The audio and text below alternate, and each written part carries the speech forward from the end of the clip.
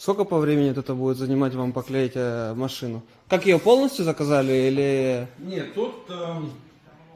тут є зона ризику, це бампер, крила. Хотіли капот, але тут дуже такий нестандартний капот і його розмір нестандартний.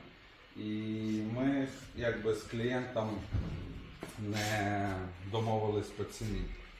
Тому що мені треба відрізати, плівка йде 1,52 м, а мені треба відрізати 1,70 м.